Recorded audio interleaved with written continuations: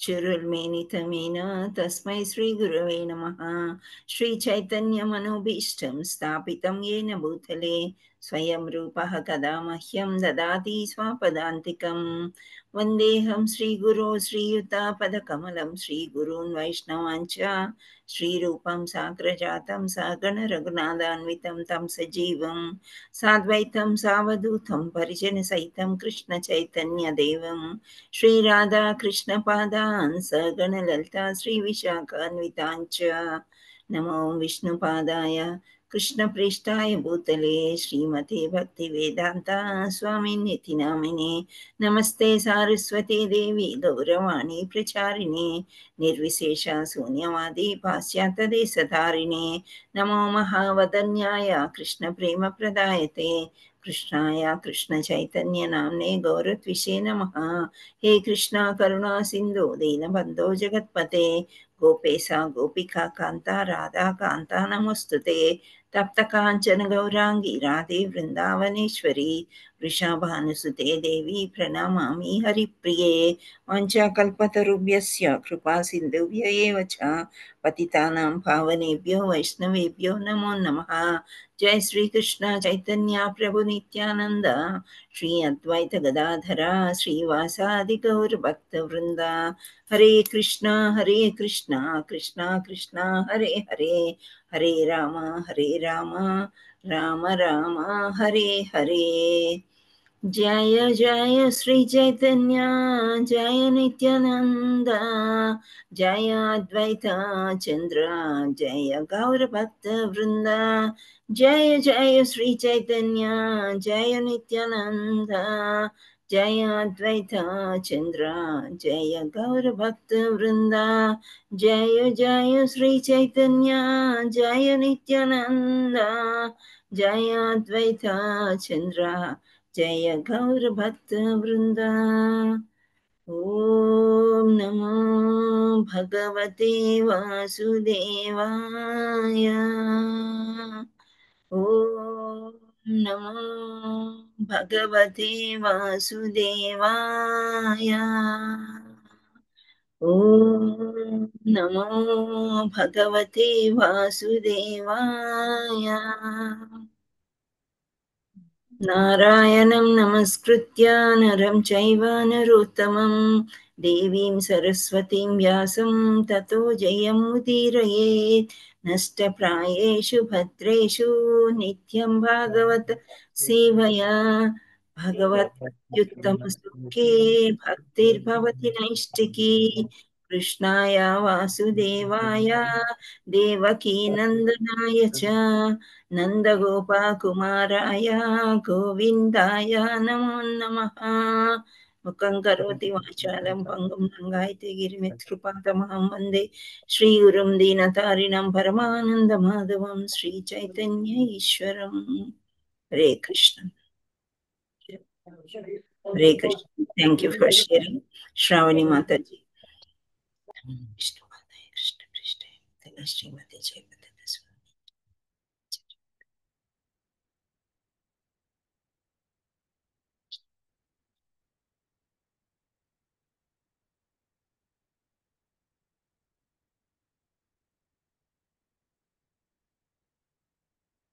श्री गुरु महाराज की जय, श्रील प्रपाद की जय। हरे कृष्ण.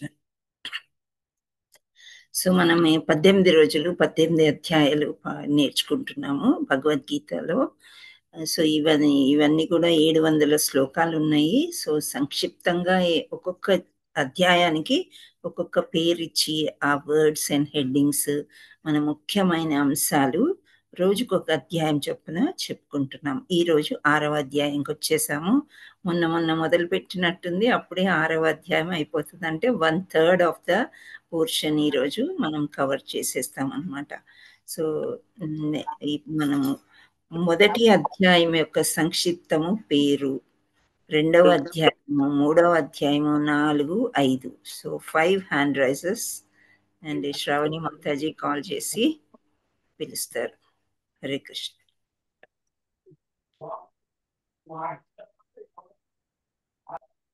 యూ కెన్ కాల్ అమ్మా, హ్యాండ్ రైజెస్ లేవు కదా, ఉన్నాయి. శోభా शोभा माता जी। हरे कृष्णा माता जी। हरे कृष्ण दंडवत प्रणाम। ధన్యవాద్ ప్రధాన్ మాతాజీ। First chapter Arjuna Vishada Yoga Okay. Doubt. Very good. Second. Second chapter Sankhya Yoga Gita. Okay, మంజుషాకి ఛాన్స్ ఇద్దాము. థర్డ్ చాప్టర్ మంజుష మాతాజీ. థ్యాంక్ యూ మాతాజీ. హరే కృష్ణ హరి బోల్. మంజుష మాతాజీ మీరు హ్యాండ్ రైజ్ చేశారు. దండవత్ ప్రణామ్ మాతాజీ. ధన్యవాద్ ప్రణామ్. మూడో చాప్టర్ పేరు కర్మయోగం. Okay. Three short form is three Mataji. Hari bol. Fourth తెలుసా మీకు?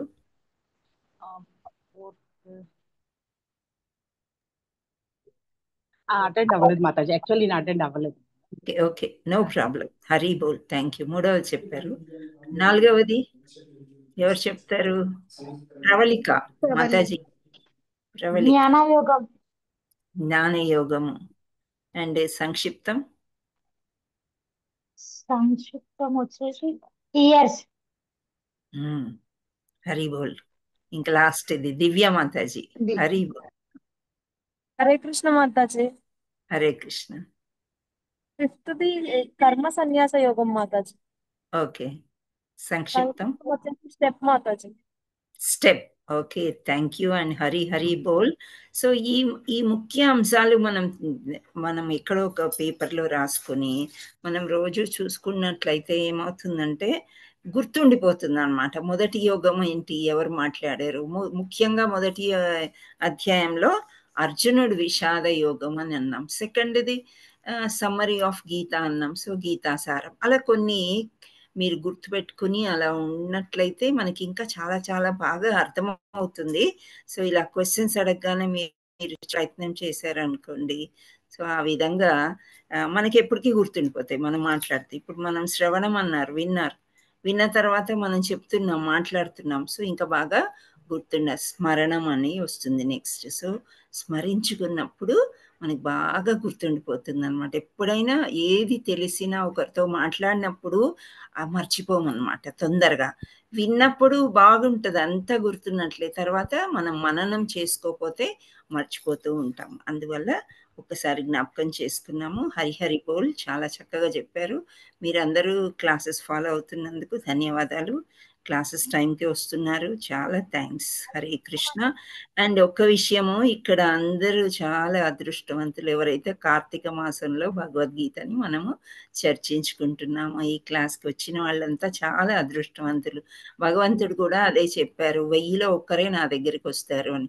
రిజిస్ట్రేషన్ చూస్తే 600 పైన వచ్చాయి, కానీ జాయిన్ అయ్యేటప్పుడు 90, 50, ఇంకా లాస్ట్కి 40 వరకు కూడా వస్తుంది. పర్వాలేదు, ఒక్కరున్నా మనం. శ్రీల ప్రపాదుల వారు కూడా ఇలా ఫేస్ చేశారు అని చెప్తూ ఉంటారు ఆచార్యులు. ఎవరు లేనప్పుడు ఆయన ప్రాక్టీస్ చేసుకుని ఆయన కృష్ణుడు వింటున్నాడు కదా, నాకు ఎవరో ఎందుకు అవసరము అన్నారంట. ఎవరు లేనప్పుడు మీరు అట్లా ఇంగ్లీష్లో చెప్పడం ఆయన ప్రాక్టీస్ చేసి చేసి ఆయనకి ఎంత మంచి అవకాశం వచ్చింది చూడండి. వరల్డ్ వైడ్గా he become big Acharya.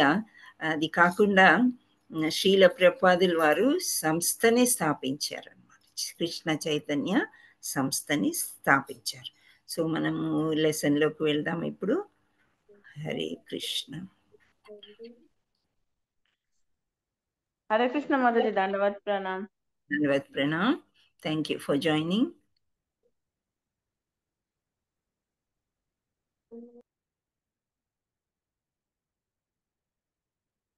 Hare Krishna.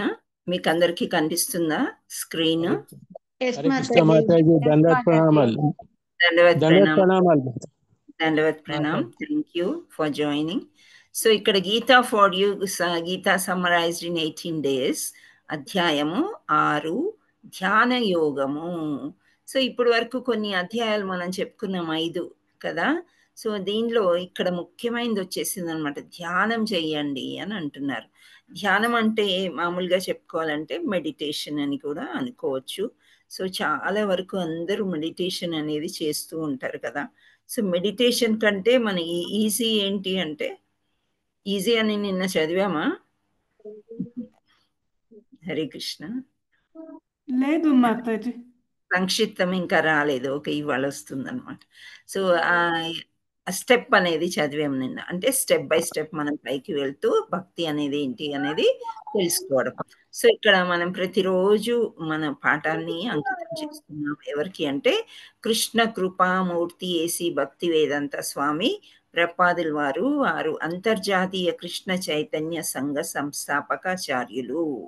Hare Krishna. He is the founder of ISKCON. ISKCON అంటే international society for Krishna consciousness. Hare Krishna.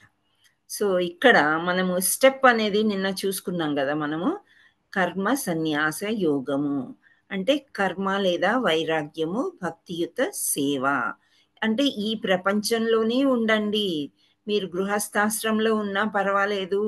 సన్యాసం అంటే ఏంటి అనేది మనం నేర్చుకున్నాము. ముగ్గురు చేసేవారంట.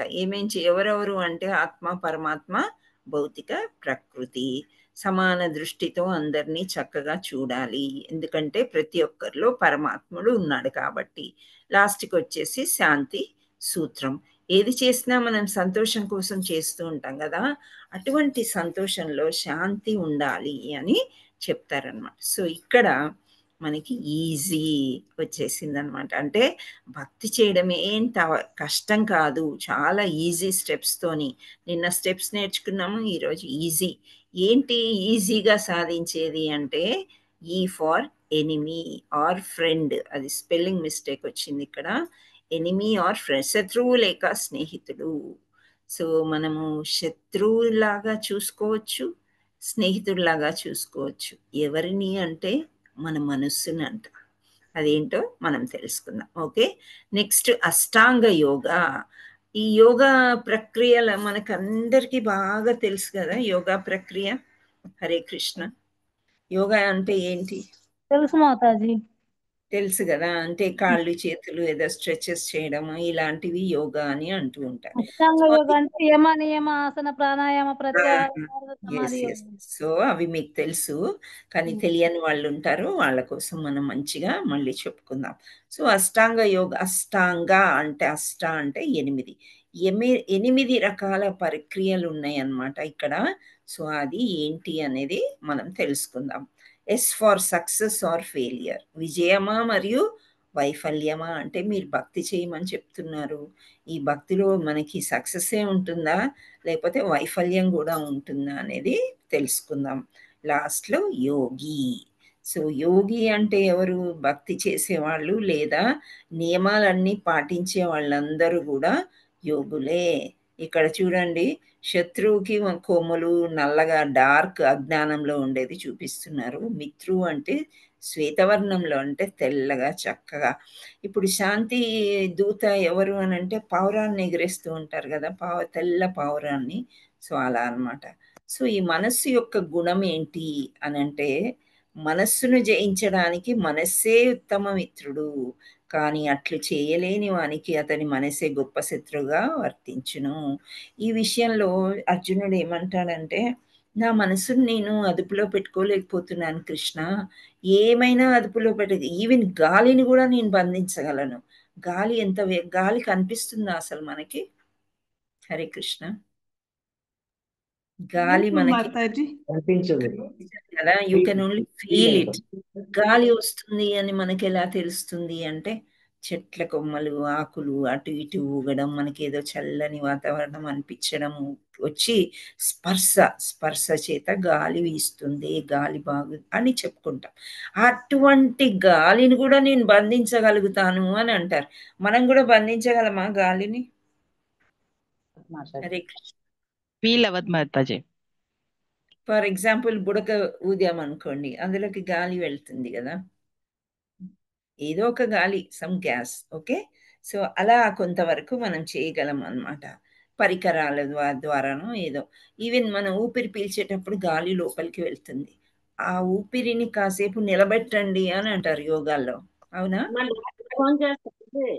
మనం ఊపిరి పీల్చుకున్న తర్వాత 1 నిమిషం అలాగే ఉంచి ఆ తర్వాత మళ్ళీ వదలండి అని ఒక ప్రక్రియ అనేది ఉంది.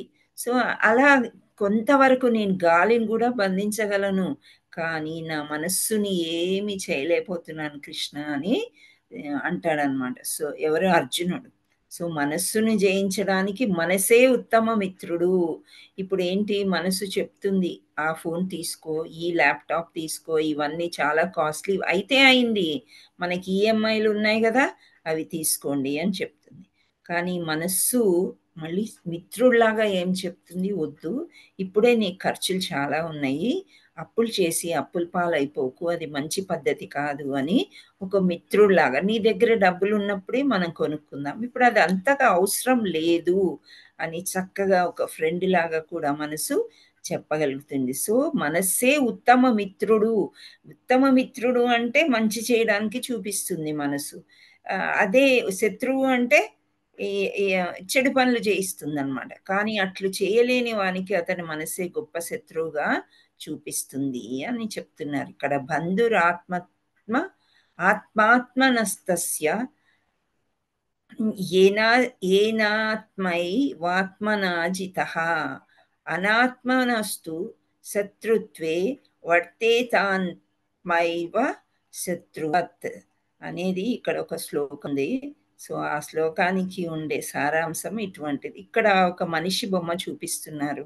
ఇలా జుట్టంతా రేగిపోయి ఉన్నట్లు, ఏదో వైర్లు పెట్టినట్టు, అంటే కన్ఫ్యూజ్డ్ స్టేట్ అన్నమాట. మనస్సు గజిబిజిగా ఉంది. ఆ మనసుతో స్నేహం చేయాలా లేకపోతే శత్రుత్వం పెంచుకోవాలని అర్థం కాకుండా ఉన్నప్పుడు మనసు యొక్క గుణం ఈ విధంగా ఉంటుంది అని చెప్తారు. ఒక్కోసారి మనము కొన్ని అనుకోని విషయాల్లో తలదూరుస్తూ ఉంటాం. మీకు ఎప్పుడైనా జరిగి ఉంటుంది అది. తర్వాత మనసు చెప్తుంది, ఆ మనసే మళ్ళీ మరి కరెక్షన్ చేస్తుంది అనమాట. నేను ఆ పని చేసి ఉండాల్సింది లేకుండే, నేను చూడు ఈరోజు జపం మిస్ అయిపోయాను, అది మిస్ అయిపోయాను, ఇది మిస్ అయిపోయాను. తర్వాత మనకి ఫీలింగ్ వస్తుంది. అంటే మనసు ఒక సమయంలో శత్రువులాగా పనిచేస్తుంది, ఆ తర్వాత మిత్రుడు అయిపోతుంది. ఇక్కడ మిత్రుడిలాగా ఉన్నప్పుడు ఏం చేస్తారు? సరి అయిన పదాన్ని అనుసరిస్తారు. అంటే you go in a right path అన్నమాట. సో కరెక్ట్ మార్గంలోకి మనం వెళ్తూ ఉన్నప్పుడు అన్నీ సక్సెస్ ఏ వస్తాయి. ప్రగతిశీల మరియు ఆరోగ్యకరమైన ఎంపికలు. ప్రగతిశీల మరియు ఆరోగ్యం. సో ఆరోగ్యకరము అని అంటే, ఆరోగ్యం అంటే ఆరోగ్యమే మహాభాగ్యం అంటారు కదా. సో ఆరోగ్యంగా మనం ఉన్నప్పుడు చక్కగా మాట్లాడగలుగుతాము, చక్కగా అందరితో కలివిడిగా ఉండగలుగుతాము. అదే అనారోగ్యంగా ఉన్నాం అనుకోండి, నడవలేము, చూడలేము, కూర్చోలేము, అవి ప్రగతిశీలకి ఉపయోగకరం కాదనమాట. సో ప్రగతిశీల మరియు ఆరోగ్యకరమైన ఎంపికలు చేస్తాయి. ఫర్ ఎగ్జాంపుల్ ఫుడ్ అనుకోండి, ఫుడ్లో కొన్ని ఆయిల్ ఫుడ్స్ ఉంటాయి, మామూలుగా సాత్విక ఆహారం ఉంటుంది, వెజిటేరియన్లోనే నేను చెప్తున్నాను, ఇంకా వేరే రకాలు కొన్ని ఉంటాయి. సో ఏదో ఒక ఫుడ్ మనకి చాలా ఆయిల్, ఎక్కువ తీపి పదార్థం ఉందనుకోండి, అవి రెండు ఆరోగ్యమా మనకి? హరే కృష్ణ.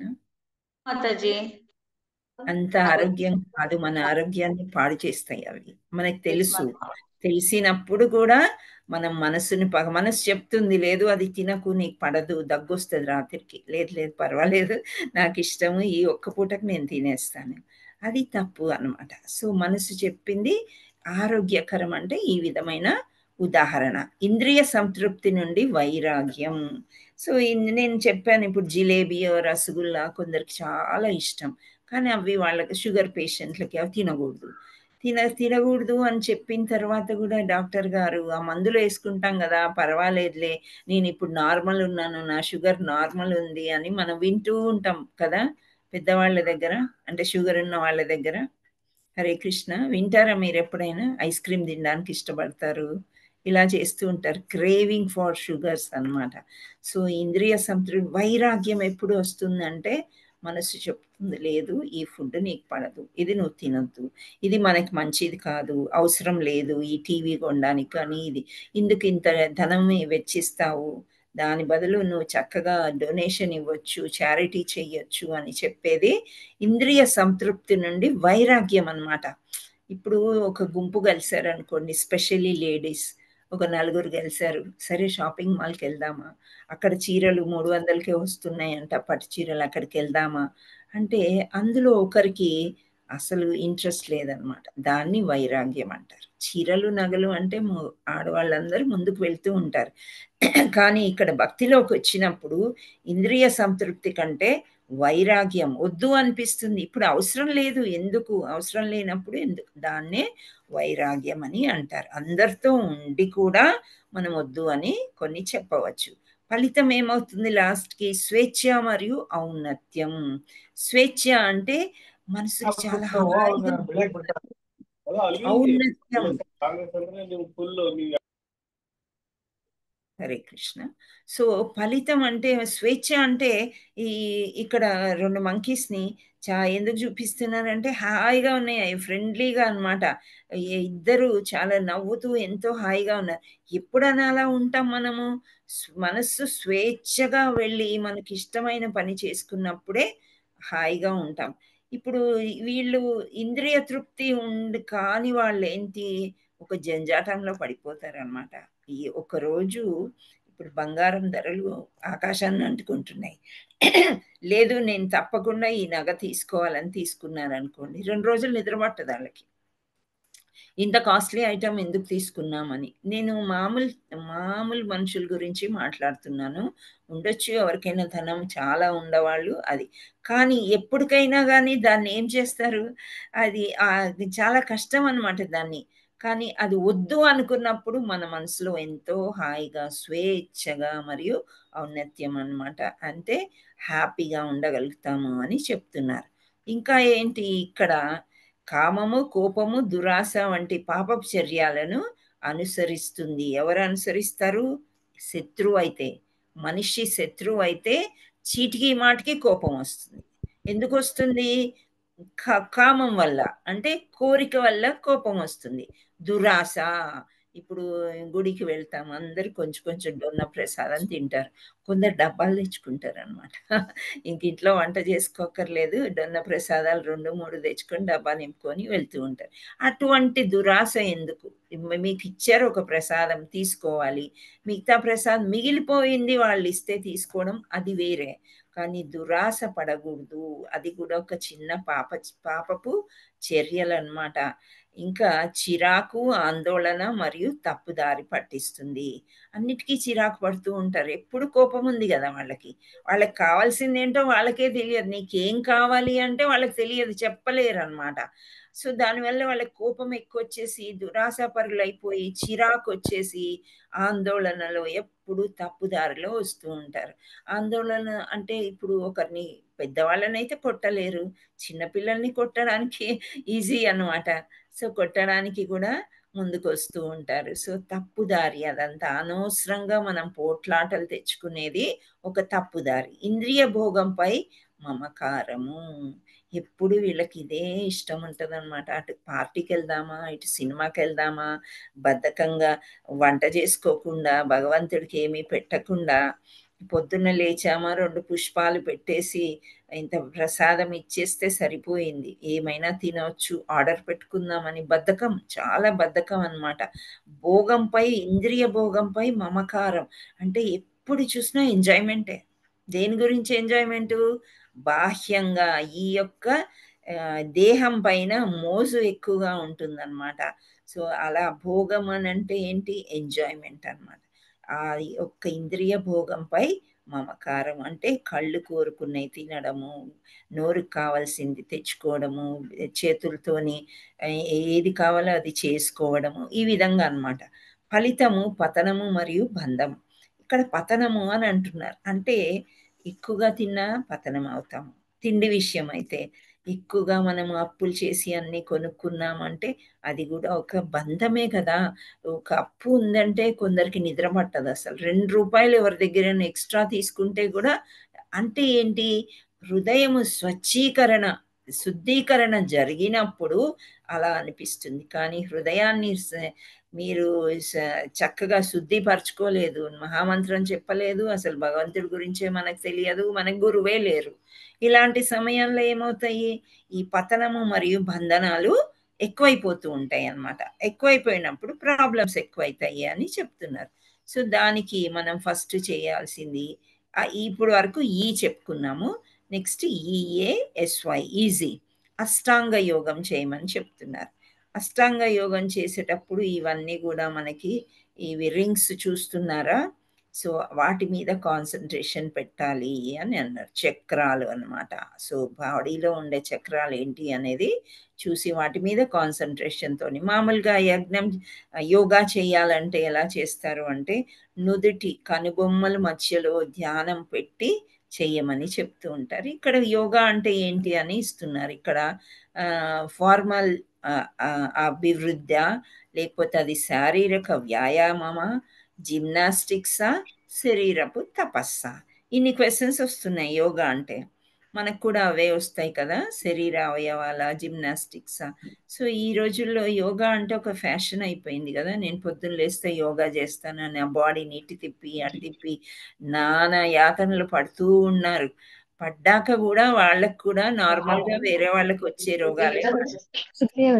సో యుక్త అయితే యుక్తే అని అన్నారు. భగవంతునితో సంబంధం కలిగి ఉన్నవాడు యోగి. యోగి అంటే ఎవరు అంటే భగవంతుడితో సంబంధం ఉంటుంది. భగవంతుడితో సంబంధం అంటే ఏంటి? భగవంతుణ్ణి ధ్యానిస్తూ ధ్యానిస్తూ ఆయన కొరకే మనం పుట్టాము అనుకుని ఆయన గురించే తెలుసుకోవడం, ఆయన గురించే మాట్లాడడం. దేవాది దేవుడు శ్రీకృష్ణుడు ఏంటి, ఆయన లీలలు ఏంటి, ఆయన ఎందుకు మహాపురుషుడు, ఆయన ఎందుకు పురుషోత్తముడు, ఇవన్నీ తెలుసుకుంటూ ఆయనతో సంబంధం ఏర్పరచుకోవడం అన్నమాట. ఏర్పరచుకోవడం అంటే ఏంటి? ప్రొద్దున్నే లెగ్గానే లడ్డు గోపాలు ఉంటాడు ఇంట్లో, ఆకలేస్తుందేమో అని మనం తొందరగా స్నానం చేసి పువ్వు, పత్రం, పుష్పం, ఫలంతో ఏమేదో ఇచ్చేసి అన్ని పాలు పెట్టి ఒక పండు పెడితే అమ్మయ్య పర్వాలేదు అంటే ఏంటి? అక్కడ ఒక సంబంధం ఏర్పడింది. భగవంతుడితోని సంబంధం రకరకాలుగా ఏర్పరచుకోవచ్చు అన్నమాట. ఒక ప్రియుడిలాగా ఏర్పరచుకోవచ్చు, కొడుకులాగా, తర్వాత ఫ్రెండ్ లాగా, అలా రకరకాలుగా ఉంటాయి. సో అది సంబంధం అంటే. ముఖ్యంగా యోగులకి సంబంధం ఉంటుంది. ఇక్కడ ఇందాక ఒక మాతాజీ చెప్పారు కదా, అష్టాంగ యోగం ప్రక్రియలో 8 దశలు ఉంటాయంట. అది ఏంటి అని అంటే యమ, ఇక్కడ నుండి వస్తే బహిరంగ నియమాలు. నియామ అంటే అంతరంగ నియమాలు. బహిరంగ నియమాలు అంటే ఫుడ్ ఏం తీసుకోవాలి, అది అవుట్ సైడ్ ద బాడీ. నియామ అంటే అంతరంగ నియమాలు, అంటే ఊపిరి ఎప్పుడు పీల్చుకోవాలి, ఎప్పుడు వదలాలి, ఎన్ని నిమిషాల లోపల ఉంచుకోవాలి అవన్నీ. నెక్స్ట్ ఆసనం అంటే ధ్యాన సీట్ అన్నమాట. ఎక్కడో ఒక దగ్గర పడుకుని ధ్యానం చేయలేము, ఒక కుర్చీలోనో ఎక్కడో వాళ్ళు చెప్పిన పద్ధతి ప్రకారంనే ధ్యాన సీటు అని ఏర్పరచుకోవాలన్నమాట. అది ఏంటి అని ముందుకు మనం చూద్దాము. సామాన్యంగా యోగా చేసేవాళ్ళు మనకి అడవుల్లో లేదా ఆశ్రమాల్లో ఎలా కనిపిస్తారంటే ఒక పులి చర్మం వేసేసి దాని మీద ఇంకా మెత్తనైన ఇంకో చర్మం అలాంటిది వేసుకుని కూర్చుని ఎవ్వరు లేని చోట చేసుకునేదే యోగా అండ్ ధ్యానము. ప్రాణాయామం అంటే శ్వాస నియంత్రణ. ఇది అందరూ చేస్తారు సామాన్యంగా, చాలా మంచిది చేయటంలో అని అంటారు. ఎందుకని ఇది చాలా మంచి? సైంటిఫిక్గా మనకు చూసినట్లయితే వాయువు, మన చుట్టూ ఉండే వాయువులో ఆక్సిజన్ పరిమాణము మన శరీరానికి అవసరము. సో రక్త కణాలన్నిటినీ శుద్ధపరుస్తుంది అనమాట. సో మనం తీసుకునేది గాలిలో ఎన్నో రకాలు ఉంటాయి. హైడ్రోజన్ ఉంటుంది, సల్ఫర్ ఉంటుంది, కార్బన్ డైఆక్సైడ్ ఉంటుంది, అండ్ ఆక్సిజన్ ఎక్కువ కావాలి మనకి. కానీ మనం ఉండే వాతావరణం బాగా పొల్యూషన్ ఎక్కువ అయిపోయింది కాబట్టి ఆక్సిజన్ కంటే ఎక్కువ కార్బన్ డైఆక్సైడ్ కూడా ఉండవచ్చు, అది ప్రమాదకరము. అందుచేత ఇక్కడ ప్రాణాయామం రోజు తెల్లవారుజామున చెయ్యండి అంటారు. అంటే మనం పీల్చుకునే దాంట్లో ఆక్సిజన్ ఎప్పుడైతే బ్లడ్ అబ్జర్వ్ చేస్తుంది అనమాట ఆక్సిజన్ని, సో అది కాసేపు ఉంచండి మీ శరీరంలో అని చెప్తూ ఉంటారు. శ్వాస నియంత్రణ అది కాసేపు ఉంచి ఆ తర్వాత మళ్ళీ వదలడం అనమాట. దీనివల్ల ఏమవుతుంది, మన ఊపిరితిత్తులు కూడా బాగా ఎక్సర్సైజ్ అవుతుంది కాబట్టి ఆ శ్వాసక్రియని మంచిగా చేసినప్పుడు రక్త శుద్ధీకరణ జరిగి మంచి ప్రసరణ జరిగినప్పుడు మనిషి యాక్టివ్గా ఉంటాడు ఆటోమేటిక్గా. సో అందరూ ఎక్కువగా ఈ ప్రాణాయామం అనేది చేస్తూ ఉంటారనమాట. నెక్స్ట్ ప్రత్యాహార, ఇంద్రియాల ఉపసంహరణ అంటే మనము చేతులతోని కాళ్ళతోని ఏవైతే చూస్తామో అవి ఉపసంహరించుకొని చక్కగా ఒక దగ్గర కూర్చోండి అని అంటున్నారు. నెక్స్ట్ ధారణ, ఏకాగ్రత ఉండాలి. మరి ఏదైనా చేసినప్పుడు ఇప్పుడు ఒక క్లాసు మనం చెప్పాలి, క్లాసు వినాలి అంటే కూడా ఏకాగ్రత చాలా చాలా ఇంపార్టెంట్ అన్నమాట. ఏకాగ్రత అంటే ఏంటి? ఒకటే దాని మీద మనము కేంద్రీకరించి చూడడం. అర్జునుడిని చిన్నప్పుడు ద్రోణాచార్యులు వారు ఏం చెప్పారంటే, అందరికీ చెప్తారంట, ఆ పక్షి యొక్క గుడ్డుని దాని మీద బాణం వేయమని ఒక చిన్న ఎక్సర్సైజ్ అందరికీ ఇస్తారు. ఇచ్చి ఆ చెట్టు మీద ఒక పక్షిని పెట్టినప్పుడు ద్రోణాచార్యుడు అడుగుతారంట అందరికీ కూడా, మీరు పక్షి యొక్క గుడ్డుని కొట్టాలి అని మామూలుగా క్వశ్చన్ పేపర్ అవుట్ చేశారు. ఒక్కొక్కరిని అడుగుతారు, ఏం కనిపిస్తుంది అంటే ఒకరు అంటారంట పక్షి కనిపిస్తుంది, ఒకరేమో పక్షి ముక్కు కనిపిస్తుంది, ఏది అట్రాక్టివ్గా ఉందో చెప్తూ ఉన్నారనమాట. రెక్కలు కనిపిస్తున్నాయి, తల కనిపిస్తుంది. కానీ ఆ క్వశ్చన్ అనేది అర్జునుడు బాగా సమాధానం పెట్టుకున్నాడు మైండ్లో. ఎందుకు? ఏకాగ్రత. ఏమడిగారు గురువు అని? నాకు పక్షి గుడ్డు మాత్రమే కనిపిస్తుంది అని అంటాడంట అర్జునుడు. దాన్ని ఏకాగ్రత అని అంటారనమాట. మనం ఏంటి, ఏకాగ్రతతో శ్రద్ధతో ఒకే దాని మీద మనసు నిలిపి ఏది కావాలో అది మనము చేశామనుకోండి, తప్పకుండా అది లభిస్తుంది అని చెప్తారు. సో మనం ఏకాగ్రత చాలా చాలా ఇంపార్టెంట్. ఇంకోటి ధ్యానం, ధ్యాన శోషణ, తర్వాత సమాధి అంటే సంగమం, ఏకీకరణ. సో ఇవన్నీ చేసినప్పుడు లాస్ట్కి సమాధి స్థితిలోకి వెళ్ళిపోతాము. ఇంకా అంటే హాయిగా ఇంకెక్కడికి వెళ్ళిపోయామో మనకి తెలియదు అనమాట. ఈ యోగా ద్వారా, మెడిటేషన్ ద్వారా చక్కగా గోలోకానికి ఎక్కడికైనా కూడా వెళ్ళిపోవచ్చు. అది ప్రాక్టీస్ని బట్టి వస్తుంది అని చెప్తారు. కాకపోతే మనకి చుట్టూ ఉండే డిస్టర్బెన్సెస్ చాలా ఉంటాయి. ఆ సౌండ్స్ డిస్టర్బెన్సెస్ అవన్నీ ఉండకూడదు అనమాట. ఏకాగ్రత అంత చక్కగా ఉండాలి. సో ఇక్కడ యమ అంటే చేయవలసినవి, నియమ అంటే నియమాలు చేయకూడనివి, ఆసనం అంటే కూర్చున్న భంగిమలు, ప్రాణాయామం అంటే శ్వాస, ప్రత్యాహార అంటే ఇంద్రియాల్ని ఇంద్రియాలతోనే ఏం పనులు చేయకూడదు. అందుకని కళ్ళు మూసుకుంటారు, సగం మూసుకుంటారు కళ్ళు, చెవులు ఇవన్నీ కూడా పెద్దగా ఏమి వినకూడదు అనుకొని వేరే యొక్క ఎక్కడో ఒక దగ్గర ఒక్కరే ఉన్న చోట వెళ్ళి చేస్తూ ఉంటారు అన్నమాట. ఇంద్రియాలు అంటే ఇవి ముక్కు, చెవులు, కళ్ళు అవన్నీ. ధారణ అంటే మనస్సును నియంత్రించడం అన్నమాట. ఆ తర్వాత ధ్యానం అంటే ఎవరి మీద ధ్యానం చేస్తారు? విష్ణువు మీద ధ్యానం చేయాలి అని చెప్తున్నారు. సమాధి అంటే మైమర్చిపోవుట, పూర్తి శోషణ. ఇంకా హరే మహామంత్రం చెప్పుకుంటూ కూడా అలా చేయవచ్చు. ఇక్కడ ఒక యోగిని మనం చూస్తూ ఉన్నాం, ఆయన శుష్కించిపోయాడు, ఆ జుట్టంతా బాగా పెరిగిపోయింది, యోగా ధ్యానంలో ఉన్నారనమాట. సో ఆయన ఎందుకు అంత ప్రాక్టీస్ చేస్తున్నాడంటే, ఈ విధంగా ఒంటరిగా ఏకాంత స్థలమందు నివసించు సావధానంగా మనసును నియమించాలి. నియమితులైన ఆహారము, నిద్ర, విహారము, కర్మాలు గలవాడు. సమాధి యందు నిల్వగోరు కొందరు ప్రాణమును ఆపానం నందు మరియు ఆపానంను ప్రాణం నందు అర్పింప యత్నించి శ్వాసను సంపూర్ణంగా బంధించి అంత్యమున సమాధి మగ్ధులగుచుందురు. సో ఇక్కడ వాళ్ళు మనస్సుని అన్నిటినీ కూడా కేంద్రీకరించి వాళ్ళ ఇష్ట ప్రకారమే ఎలా కంట్రోల్ చేయాలి అనేది నేర్చుకుని చేస్తారు అని చెప్తున్నారు అన్నమాట. సో ఆసనం అంటే ఇక్కడ ఆసనం ఎలా వేసుకోవాలి అని చూపిస్తున్నారు. నేలపై కుశాగ్రాసమును పరిచి, కుశ అనే గడ్డి అన్నమాట, చాలా మెత్తగా ఉంటుంది, కొంచెం సువాసన కూడా ఇస్తుంది. దానిని జింక చర్మం మరియు వస్త్రంతో కప్పవలెను. అట్టి ఆసనము అతి ఎత్తుగాను లేదా అతి క్రిందగాను ఉండక పవిత్ర స్థానంలో ఏర్పాటు కావలెను. శరీరాన్ని, మెడను, శిరంను అక్కగా సమముగా నిలిపి దృష్టి నాసీగ్రహం కేంద్రీకరించవలెను. ఆ విధంగా కలత నొందనటువంటి నియమిత మనస్సుతో భయమును వీడి బ్రహ్మచర్యంను పాటించుచు యోగి అనవాడు నన్నే ధ్యానించును. సో శ్రీకృష్ణ పరమాత్ముడు ఈ విధంగా చెప్తున్నాడు అనమాట. సో మనం జింక చర్మం వేయొచ్చు, ఇలా గడ్డి, ఇదంతా ఎందుకు అంటే కొంచెం శరీరానికి, దేహానికి హాయిని కల్పిస్తూ ఉండాలి, అంతసేపు కూర్చుని ధ్యానం చేయాలి కదా అని అలా నియమాలు పెట్టారనమాట. ఈవెన్ గుడిలో కూడా మనం వెళ్ళినప్పుడు ఎవరి ఆసనం వాళ్ళు తెచ్చుకుంటారు. కొందరు గుడిలో కూడా ప్రొవైడ్ చేస్తారు, ఆసనం వేసుకునే కూర్చుంటారు, కింద కూర్చోరు మామూలుగా. ఈ ఈ మహామంత్రం చెప్పేటప్పుడు కానీ దేనికైనా కానీ అలా ఉంటుందన్నమాట. సో ఆసనం చాలా ఇంపార్టెంట్ అని చెప్తున్నారు. హరే కృష్ణ. సో ప్రత్యాహారం ఏంటి? నియమిత మనస్సు కలవాడై భౌతిక స్థితి నుండి విరమింపవలెను. నియమిత మనస్సు కలవాడై అని అంటే ఏంటి? మనస్సులో వేరే వేరే కలతలు ఏవి ఉండకుండా చక్కగా భౌతిక స్థితి నుండి అంటే మనకి ఇప్పుడు యోగా చేయడానికి వెళ్తున్నాము. ఫర్ ఎగ్జాంపుల్ యోగా చేయాలి, ఒక అవర్ పెట్టుకున్నాం మనం 6 to 7 మార్నింగ్.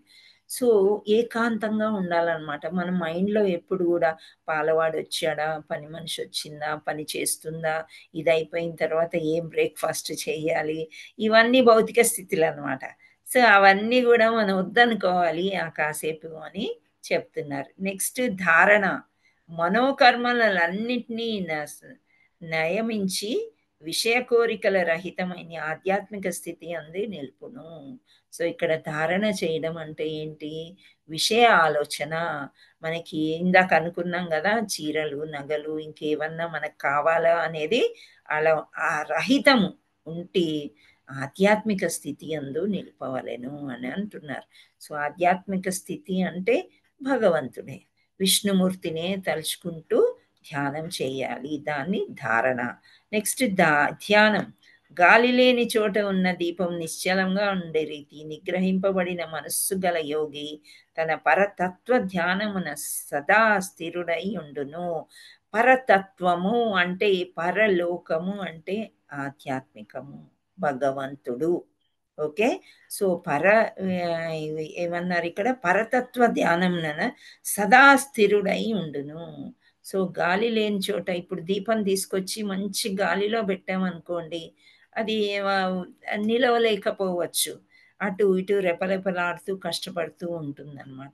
సో అలాగే యోగి అనేవాడు నిశ్చలముగా ఎక్కడ ఉండాలి, ప్రశాంతంగా ఉండే స్థలానికి వెళ్ళి అక్కడ నిగ్రహింపబడి మనస్సుకు పరతత్వ ధ్యానాన్ని సదా స్థిరుడై ఉండాలి, అంటే భగవంతుణ్ణి కొలుస్తూ ఉండాలి అని చెప్తారు. నెక్స్ట్ సమాధి, అట్టి స్థితిలో నిలిచిన వాడు గొప్ప కష్టమైనందున చెలింపగయుండును. భౌతిక సంపర్కము చే ఉత్పన్నమగు సమస్త దుఃఖముల నుండి వాస్తవమైన ముక్తి ఇదియే. అంటే భౌతిక సంపర్కం అంటే త్రిగుణాల వలయాల్లో పడకుండా చక్కగా ఏకాగ్రంగా విష్ణుమూర్తిని తలుచుకుంటూ సమాధి స్థితికి వెళ్ళినప్పుడు వాస్తవమైన ముక్తి లభించింది అని చెప్పడం. ముక్తి అంటే ఏంటి? బాహ్య సంబంధాల నుంచి దూరం అయ్యేదే ముక్తి అన్నమాట. తెల్లవారుజామున లేచిన కాడి నుంచి బ్రేక్ఫాస్ట్, లంచ్, డిన్నర్ ఇదే కదా మనకు కావాల్సింది. పిల్లలు స్కూల్కి వెళ్ళాలి, పెద్దవారు ఆఫీసులకి వెళ్ళాలి, మిగిలిన వాళ్ళు ఇంట్లో ఉండడము, వాళ్ళకి ఏం పని లేక ఎక్కువ తినేసి పడుకోవడం, ఇదే మనం చేసే సామాన్యంగా. కానీ వాస్తవంగా ఇవన్నీ చాలా దుఃఖపూరితములు అని చెప్తుంది. ఎక్కువ తింటే ఎక్కువ జబ్బులు వస్తూ ఉంటాయి. సో ఆహార నియమాలు ఏంటి అని కూడా ముందుకు మనం చూద్దాము. సమాధిలో పరిపూర్ణత. సరే నేను సమాధిలోకి వెళ్ళిపోయాను అనుకుంటాం, అనుకునేసరికి మమ్మీ డాడీ అని పిల్లలు వచ్చారు అనుకోండి, అప్పుడు ఆ సమాధి స్థితిలోంచి వెలుపలికి వచ్చేస్తాము, పరిపూర్ణత చెందలేకపోతే. సో నా యందు మనసు లగ్నమైన యోగి తప్పక ఆధ్యాత్మిక ఆనందపు అత్యున్నత పూర్ణత్వంను పడయును. కానీ ఇక్కడ మన దగ్గర కృష్ణ చైతన్యంలో ఉండేవాళ్ళు సామాన్యంగా ఒక క్లాస్ జరుగుతుంది అనుకోండి, చాలా ఇంట్రెస్టింగ్గా వింటారు అనమాట. ప్రభుజీ కానీ మాతాజీ కానీ చిన్న డిస్టర్బెన్స్ అవుతే కూడా వాళ్ళకి కోపం బాగా వస్తుంది. అంటే భగవంతుడి నుండి డైవర్ట్ అవ్వడము ఇష్టం లేదు. కానీ మనం యోగులం కాదు కదా, అందువల్ల కొంత డిస్టర్బెన్స్. అంత కుటుంబం అంతా చక్కగా కృష్ణ చైతన్యంలో ఉన్న వాళ్ళకి ఎటువంటి బాధలు ఉండవు. కానీ ఒకరు ఉండి ఒకరు లేనప్పుడు కొన్ని వస్తూ ఉంటాయి. కానీ యోగా విషయంలో ఈ విధంగా చేయాలి అని చెప్తున్నారు. అయితే ఎవరైనా యోగా చేయగలరా అంటే ఇక్కడ ఒక జంతువుని చూపిస్తున్నారు. జంతువులు యోగా చేస్తాయా? వాటికి జ్ఞానం ఎక్కడిది? ఇలా చెయ్యాలి అని. కాకపోతే పెంపుడు జంతువులు ఉంటాయి కదా, కుక్కలు, పిల్లులు ఇలాంటివి మనల్ని చూస్తూ ఏమో మనం చేస్తుంటే వాళ్ళు చేస్తారేమో, అది వేరే విషయం. ఓకే. సో ఉద్రేకపూరితమైన మనస్సు, భౌతిక కోరికలు ఉండవు. పూర్తి బ్రహ్మచర్యం, గాలి తీయని దీపము, అలవాట్లు నియంత్రించబడినవి. సో ఇలాంటి వాళ్ళు మాత్రమే చేయగలుగుతారు అని చెప్తున్నారు. సో నెక్స్ట్ అంటే చంచలం హి మనః కృష్ణ ప్రమాది బలవదృఢం తస్యాహం నిగ్రహం మన్యే వాయోరివ సుదుష్కరం. ఓ కృష్ణ, మనస్సు చంచలం, కల్లోల పూర్ణము, దృఢము, మిగుల బలవంతం అయి ఉన్నది. దీన్ని నిగ్రహించుట, వాయువును నిగ్రహించుట కన్నా కష్టతరమని నేను భావించుచున్నాను. ఇందాక నేను చెప్పాను కదా. సో అర్జునుడు చెప్తున్నాడు, మనస్సు ఎట్లాంటిదంటే దీన్ని నిగ్రహించలేం. వాయునైనా నేను నిగ్రహించగలను, కానీ ఈ మనస్సుని నిగ్రహించడము చాలా కష్టతరం అని అర్జునుడు అంటున్నాడు. ఎందుకని అర్జునుడు మనస్సు గురించి అలా చెప్పాడు? మనకు కూడా మనసు నిగ్రహించుకోవడం కష్టమేనా? హరే కృష్ణ. కష్టమే ఎస్ మాతాజీ. మాతాజీ, కష్టమే. ఈ విషయం అందరం ఒప్పుకుంటాం కదా. మనస్సుని మనం చల్లబరచడం చాలా చాలా కష్టం అన్నమాట. దాన్ని కంట్రోల్ చేసినట్లయితే, అందుకని ఫ్రెండ్ లాగా చేసుకోండి, ఎనిమీ లాగా చేసుకోవద్దు అని చెప్తున్నారు. ఇక్కడ ఏమంటున్నారో చూద్దాం. భగవాను వాచ, భగవానుడు ఏమని పలుకుతున్నాడు? ఓ గోప భుజములు కలిగిన కుంతిపుత్ర, చంచలమైన మనస్సును నిగ్రహించుట నిస్సందేహంగా మిగుల కష్టతరమైనను దానిని తగిన అభ్యాసము మరియు వైరాగ్యము చే సాధింపవచ్చును. కృష్ణుడు ఒప్పుకోవట్లేదన్నమాట. మనస్సును ఎందుకు నిగ్రహించుకోలేవు? నీకు ఒక ఎక్సర్సైజ్ ఇస్తాను, అది చెయ్యి. ఆ విధంగా చేసినట్లయితే మనసు నిగ్రహించుకోవచ్చు అని చెప్తున్నారు. కష్టతరమైన ఒక అభ్యాసము. ఆ ప్రాక్టీస్ మేక్స్ ఎ పర్సన్, ఏమంటారు, practice makes person perfect. Perfect అంటే మనకి చిన్నప్పుడు మనకి కొన్ని రావు కదా, షూస్ వేసుకోవడము, సాక్స్ వేసుకోవడము, పిల్లలకి స్కూల్కి వెళ్ళేటప్పుడు ఇవి రావు. జడేసుకోవడం రాదు ఆడపిల్లలకి. మెల్లమెల్లగా నేర్చుకొని ప్రాక్టీస్ చేయడంతో డైలీ పర్ఫెక్ట్ అయి, practice makes a man perfect అని అన్నారు కదా. సో కృష్ణ పరమాత్ముడు భగవద్గీతలో చెప్తున్నాడండి. అదేదో మనం మామూలుగా మాట్లాడేసుకుంటాం, కానీ ఏదైనా అభ్యాసము చెయ్యండి.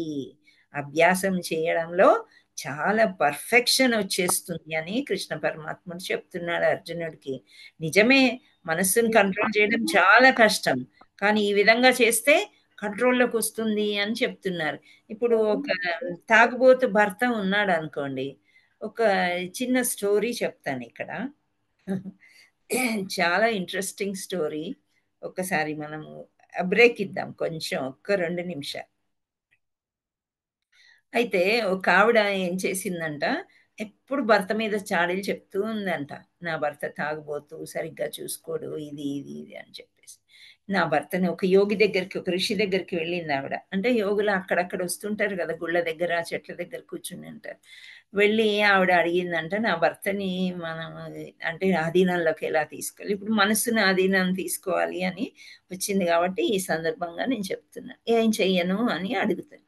అడిగినప్పుడు ఆయన అంటాడంట, నీకు పులి తెలుసా అని. ఎందుకు తెలియదు ప్రభు, తెలుసు అని. పులి దగ్గరికి వెళ్ళి పులి మీసం తీసుకురా అంటాడంట. పులి దగ్గరికి వెళ్ళి మీసం తీసుకురా వచ్చామా మనం? పులి దగ్గరికి వెళ్ళడానికి భయం వేస్తుంది కదా.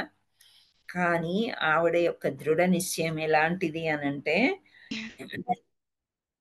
విన్నారా ఈ స్టోరీ? కానీ విన్నా పర్వాలేదు, వేరే వాళ్ళు వింటారు, చూడండి. మాతాజీ కొత్తదే, వినలేదు. కొత్తదేనా? అయితే ఆ పులి దగ్గరికి వెళ్ళాలంటే చాలా కష్టం. అది ఎక్కడో గుహలో ఉంటది. జూకో ఎక్కడికో వెళ్ళడం కాదు, గుహల్లో ఉంటాయి. సో ఆ గుహలోకి వెళ్ళి పులి మీసం ఎలా తేను నేను అని ఆవిడ ఆలోచించలే. ఆవిడేంటి, భర్త నా చెప్పు చేతుల్లో ఉండి నేను చెప్పినట్టు వింటేనే సరిపోతుంది అన్న దీంతోని ఆవిడేం చేసిందంట, పులికి మామూలుగా మాంసాహారం ఇష్టం కదా. సో ఆమె బ్రాహ్మణులు అని చెప్పారు కథలో. మాంసాహారం కాకుండా చక్కని పిండి వంటలన్నీ చేసిందంట. చేసి తీసుకెళ్ళిందంట. తీసుకెళ్ళి కొంచెం దూరంగా కూర్చుందంట. ఆ పులి శుభ్రంగా బాగా తిని ఉంటుంది వేటాడుకొని, నిద్ర మత్తులో ఉంది, ఇటు అటు చూస్తుంది. ఈవిడ ఒక రోజు వెళ్ళింది, కాస్త దూరం ఉంది. ఇంకో రోజు వెళ్ళి రోజు పిండి వంటలు తీసుకెళ్ళి ఇస్తూ ఉందంట ఆ పులికి.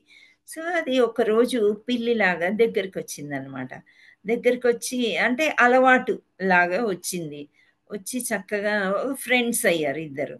అంటే ఇంకా ఎక్కువ పిండి వంటలు చేసుకుని తీసుకెళ్ళడము, ఫీడ్ చేయడము అలా చేసి నెమ్మదిగా మచ్చిక చేసుకుందంట పులిని. మచ్చిక చేసుకొని ఆ మీసాన్ని తెంపింది. ఇంకా ఒక్కోసారి పిల్లులు, కుక్కలు మన ఇంట్లో ఉన్నాయి, మన ఒళ్ళో పడుకుంటాయి, మన భుజాలు ఎక్కుతాయి. ఇలా చేసినప్పుడు వాటిని లాగినప్పుడు ఏ అని అరుస్తుంది కానీ పెద్దగా ఏమనదు, దగ్గరలో ఉంటుంది. సో ఆ చిన్న మీసం ఒక్కటి తెంపినంత మాత్రాన పులి ఇది ఏమీ చేయలేదు, ఎందుకంటే బాగా క్లోజ్ ఫ్రెండ్స్ అయ్యారు కాబట్టి. ఆ మీసాన్ని తీసుకొచ్చి ఏదో నేను సాధించేశాను, ఇంకా నా భర్త నా చెప్పు చేతుల్లో ఉంటాడు అని అనుకుందంట. అని వచ్చింది. వచ్చి ఆ మహారాజు దగ్గరికి, ఆ ఋషి దగ్గరికి వెళ్ళి, మహారాజా నేను మహాత్మా, నేను ఈ పులి ఇది సాధించాను, తీసుకుని వచ్చాను మీసం అని చెప్తుందంట. అంటే అప్పుడు ఆయన అంటాడంట, పులి అసలు మీద పడి కరిచి తినేస్తుంది మనుషుల్ని. అలాంటి పులి మీసం తీసుకొచ్చిన దానవు నీ భర్తని ఎలా లొంగ తీసుకోవాలో నీకు తెలియదా అమ్మా అని ప్రశ్న అడుగుతాడంట ఆయన. అప్పుడు ఆమెకు అర్థమవుతుందన్న అనమాట. ఏంటి అంటే మచ్చిక చేసుకొని దగ్గర చేసుకోవడానికి కొన్ని అభ్యాసాలు మనం చెయ్యాలన్నమాట. చేసి ఏది ఇష్టమో వాళ్ళకి అనేది కొన్ని గుర్తించుకోవాలి. ఒకసారి అరుస్తారు, కేకలేస్తారు. పులి కూడా అట్లే చేసింది కదా బిగినింగ్లో. అప్పుడు ఆమె దాక్కుని చేసింది. సో లాస్ట్కి ఫ్రెండ్ అయింది. ఆ విధంగానే భర్తను కూడా మనం మచ్చిక చేసుకోవాలి అని అతను చెప్తాడనమాట. అప్పటి నుంచి ఆమె ఒక్కరోజు కూడా ఇంకా ఎప్పుడు చాడీలు చెప్పలేదంట భర్త మీద. ఎలా మచ్చిక చేసుకోవాలి అంటే ఏం చేసింది ఆమె? అభ్యాసమే చేసింది కదా ఇక్కడ, సాధించింది ఎలాగైతే. ఆ మీసం తేవడం ఎంత కష్టం అసలు. అలాంటిది అంటే అభ్యాసం చేసినప్పుడు భగవంతుడు మనం ఒక స్టెప్ ముందుకేస్తే ఇంకో 10 స్టెప్స్ మనకి ఎవరో ఒకరు గురువో లేకపోతే భగవంతుడో మనకి హెల్ప్ చేస్తారనమాట. ఆ విధంగా అభ్యాసం చేయాలి. చేసినప్పుడు మనస్సుని నియంత్రించుకోవచ్చు అని చెప్తున్నారనమాట. హరే కృష్ణ. సో ఇది ఒక గమ్మత్తైన కథ. ఇట్లాగే యూట్యూబ్ చూస్తున్నప్పుడు ఒక గురువు ఆచార్యులు ఇలా చెప్పారనమాట. సో అలా అభ్యాసము మరియు వైరాగ్యములచే సాధింపవచ్చు. వైరాగ్యం అంటే మనసు ఏదో ఒక కోరిక కోరి ఇది తిను, ఇది తీసుకో అని చెప్పినప్పుడు వద్దు అని చెప్పడం, అంతే. దాన్నే వైరాగ్యం అని అంటారు. సో ఇవి రెండు కూడా మనకి వస్తుంది అని. సో శ్రీ భగవాను వాచ మనం చదివాము ఇది. అసంశయం మహాబాహో మనోధుర్నిగ్రహం చలం అభ్యాసేన తు కౌంతేయ వైరాగ్యేన చ గృహ్యతే. సో భగవానుడు పలికెను, ఓ గొప్ప భుజములు కలిగిన కుంతిపుత్ర, చంచలమైన మనస్సును నిగ్రహించుట నిస్సందేహంగా మిగులు కష్టతరమైనను దానిని తగిన అభ్యాసం మరియు వైరాగ్యంచే సాధించవచ్చును అని అంటున్నారు. ఇక్కడ ఎటువంటి సాధింపు అని, ఆధ్యాత్మిక జీవితంలో ఎప్పుడైనా విజయాన్నే పొందుతాము. ఇందాక మనం చూసాం కదా, సక్సెస్ ఆర్ అనదర్ వర్డ్ ఉండింది. సో ఎప్పుడైనా ఆధ్యాత్మిక జీవితంలో మనము విజయమే, కానీ ఓటమి అనేది అస్సలు ఉండదు అని చెప్తూ ఉన్నారు ఇక్కడ. విజయమే అంటే మనకు ఆ విజయం కనిపించదు అసలు. మనకి సఫలము మరియు విఫలం, విజయవంతం కాని యోగుల పరిస్థితి ఏంటి? ఇప్పుడు ఎన్నో యోగాభ్యాసాలు చేశాము మనం, గురువులు ఏది చెప్తే అది చేస్తున్నాము. క్లాసులు తీసుకోమంటే సరే అంటున్నాము, జపం చేస్తున్నాము, గుడికి వెళ్తున్నాము, ఇంకేమన్నా సహాయం చేయమంటే అంటే సేవ చేయమంటే చేస్తున్నాం. అయినప్పటికీ కూడా యోగులు ఒకవేళ సక్సెస్ ఆ విన్ అవ్వకపోతే వాళ్ళ పరిస్థితి ఏమిటి అని అర్జునుడు అడుగుతున్నాడు అనమాట. ఇంత చేసిన తర్వాత కూడా మళ్ళీ ఒకవేళ వాళ్ళు భక్తిలో ఫెయిల్ అయిపోతే వాళ్ళ సంగతి ఏంటి అని అడుగుతున్నాడు. యోగభ్రష్టులైన వాడు పుణ్యజీవులు వసించు పుణ్యలోకములందు అనేక సంవత్సరాలు సుఖములను అనుభవించిన పిదప పవిత్ర కుటుంబం కానీ లేదా శ్రీమంతుల గృహం కానీ జన్మించును. అంటే ఇక్కడ ఏమంటున్నారు శ్రీకృష్ణ భగవానుడు అంటే, సరే పుణ్యజీవులు ఇక్కడ యోగాలు చేశారు, చాలా కష్టతరమైనవి ఇవన్నీ కూడా. ఈ 8 అష్టాంగ యోగం చేయడం అంత ఈజీ కాదు. అంత చేసి కూడా మన భగవంతుడి దగ్గరికి వెళ్ళలేకపోయాము అంటే ఏదో చిన్న చిన్న అపరాధాలు ఏవో జరుగుంటాయి. సో వీళ్ళు ఏం చేస్తారు, పుణ్య యోగ భ్రష్టులైన వాడు అంటే పూర్తిగా ధ్యానం చేయలేక భగవంతుణ్ణి తలవలేక ఉన్నవాళ్ళు, వాళ్ళు పుణ్యజీవులు వసించు పుణ్యలోకాలకి, అంటే దేవతాలోకాలు చాలా ఉంటాయి అన్నమాట. ఇంద్రలోకము, చంద్రలోకము, సూర్యలోకము, ధ్రువలోకము, ఇలా చాలా లోకాలు ఉంటాయి. సో అక్కడికి వెళ్తారంట. వెళ్ళి అక్కడ కూడా చాలా సుఖాలు అనుభవించి మళ్ళీ వచ్చేస్తారు ఎక్కడికి, భూలోకంకి వచ్చి ఒక పవిత్రమైన కుటుంబము అంటే వాళ్ళ యొక్క భక్తి సపోజ్ 80% కంప్లీట్ అయిపోయింది, ఇంకో 20% మిగిలిపోయింది. మిగిలిపోయినప్పుడు ఒక మంచి భక్తులు పవిత్ర కుటుంబంలో పుడితే మళ్ళీ పూజా పునస్కారాలు చిన్నప్పటి నుండే మొదలైపోయాయి. 20% కూడా పూర్తయినప్పుడు డెఫినెట్గా దే విల్ గో టు గోలోకం అన్నమాట. ప్రాప్తి ముక్తి వాళ్ళకి దొరుకుతుంది. లేదా శ్రీమంతుల గృహము కానీ జన్మించును అంటే 2 ఆప్షన్స్ ఉన్నాయి అన్నమాట. మంచి పవిత్ర కుటుంబం కానీ శ్రీమంతుల గృహాన్ని కానీ జన్మించును అంటే ఆ చేసిన పుణ్యఫలం వృధా అయిపోదు అని చెప్తున్నారు. శ్రీమంతుల గృహాల్లో పుట్టడం అంటే అర్థం మీకు అర్థమైందా? హరే కృష్ణ. ఎక్కువగా డబ్బులు ఉన్న వాళ్ళు, సుఖశాంతులు ఉండే వాళ్ళు, ఏది కావాలంటే అది దొరుకుతుంది, వాళ్ళు కూడా భక్తి చేస్తారు. ఉదాహరణకి అంబానీ ఫ్యామిలీ తీసుకున్నట్లయితే వాళ్ళు చాలా భక్తి చేస్తారు, చాలా చారిటీ చేస్తారు, పుణ్యం మూటగట్టు. ఈ సేమ్ వే వాళ్ళు భౌతిక ప్రపంచాన్ని కూడా బాగా ఎంజాయ్ చేస్తూ ఉంటారు అనమాట. అలా అంత శ్రీమంతులైన కుటుంబం. శ్రీమంతులు అంటే ఇంకో రకంగా కూడా తీసుకోవచ్చు. ఐశ్వర్యం ఎక్కడ ఉంటుంది అని అంటే కృష్ణుడు ఎక్కడ ఉంటే అక్కడ ఉంటాడు. అంటే హాయిగా సంతోషంగా ఉండే కుటుంబం అని కూడా మనం అనుకోవచ్చు అనమాట. సో ఈ విధంగా ఆ పుణ్యఫలం లభిస్తుంది కానీ అది ఎక్కడికో వెళ్ళిపోదు అని చెప్తున్నారు. నెక్స్ట్ యోగి, వై అంటే EASY లాస్ట్కి వచ్చాము. ఏది ఉత్తమం? యోగి అయిన వాడు తపస్వి కన్నను, జ్ఞాని కన్నను, కామ్య కర్మరతుని కన్నను అది కూడా అయినట్టి వాడు కనుక ఓ అర్జున అన్ని పరిస్థితుల యందు నీవు యోగివి కమ్ము. ఇక్కడ మనకు కూడా ఎంత కన్ఫ్యూజన్ అనిపిస్తుంది కదా ఒక్కొక్కసారి. భగవంతుడు ఇది చెయ్యి, అది చెయ్యి, అది చెయ్యి, లాస్ట్కి ఏమంటున్నాడు, యోగా చేసుకో యోగివి కమ్ము నువ్వు అర్జున అని అంటున్నాడు. ముందే అన్నాడు కదా అర్జునుడు, నేను ఒక అడవుల్లోకి వెళ్ళిపోయి ఒక యోగిని అయిపోతాను, నేను యుద్ధం చేయను అని చెప్పేసి. కానీ ఎందుకు ఆత్మ అంటే ఏంటి, కర్మ అంటే ఏంటి, ఇవన్నీ చేయండి, ఇవన్నీ బాగా అర్థం చెప్పించారు కృష్ణ పరమాత్ముడు. అర్థం చెప్పించి లాస్ట్కి నువ్వు కూడా ఒక యోగి కమ్ము అని అంటున్నారు. యోగి కమ్ము అంటే అడవిలోకి వెళ్ళిపోయి యోగా చేసుకోమని చెప్పలేదు శ్రీకృష్ణ పరమాత్ముడు. ఇక్కడ ఉంటూనే అవన్నీ వైరాగ్యము చేత వద్దు అనుకుని ఏ కర్మ చెయ్యాలో అది మాత్రమే చెయ్యి, నువ్వు మంచి యోగివి కమ్ము అని చెప్తున్నాడు అనమాట. హరే కృష్ణ. అంటే జ్ఞానం ఎలాగో కృష్ణుడి గురించి అంతా తెలుసుకున్నాడు. యోగి అయిన వాడు తపస్వి కన్నను అంటే తపస్సు చేసుకోవడం అంటే ఏదో ఒక నామంతోని అడవుల్లో ఉండి తపస్సు చేసుకోవడము. జ్ఞాని కన్నను, కామ్య కర్మ రతుని కన్నను. కామ్య కర్మ రతుని అంటే ఏ పనులు చేయని వాడు, అంతకంటే అధికుడునైనట్టు వాడు కనుక అర్జున అన్ని పరిస్థితుల్లో నీవు యోగివి కమ్ము అని చెప్తున్నారు. మిగతా యోగాలన్నిటికీ యొక్క తుది గమ్యము భక్తి యోగము అని చెప్తున్నారు. కర్మయోగము అని మళ్ళీ మనం కిందకు వెళ్ళినట్టయితే పని చేసుకోవడం, మన విద్యుత్ ధర్మాల్ని మనం చేసుకోవడం, జ్ఞానం సంపాదించుకోవడం. జ్ఞానము అంటే భగవంతుడి గురించి తెలుసుకోవడము. ఆ తర్వాత అష్టాంగ యోగము, 8 రకాలైన యోగాలు చేసుకుని లాస్ట్కి భక్తి యోగివి కమ్ము అని కృష్ణుడికి అర్జునుడికి కృష్ణుడు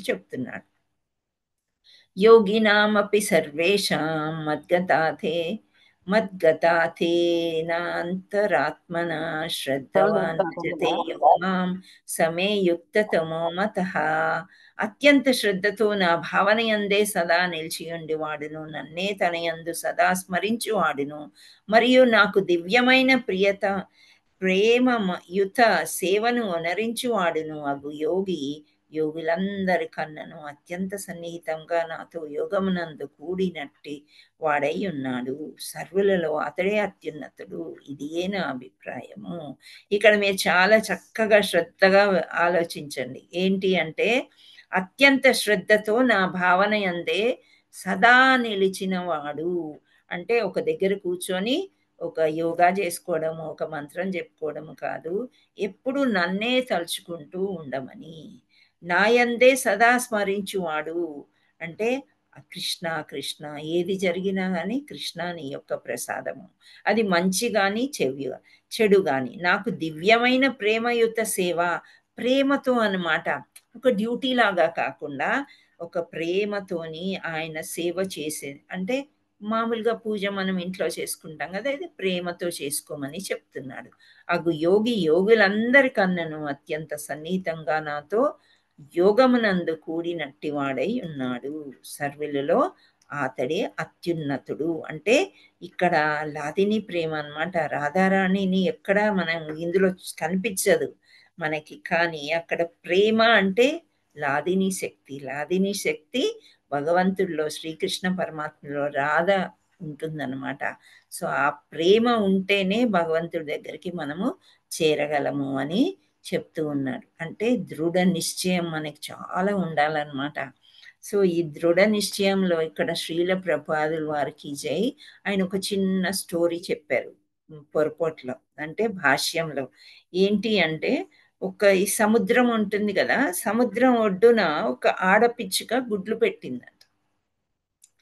అయితే ఈ సముద్రుడికి తెలుసు, వీళ్ళకందరికీ తెలుసు అనమాట ఏం చేస్తున్నారు అనేది.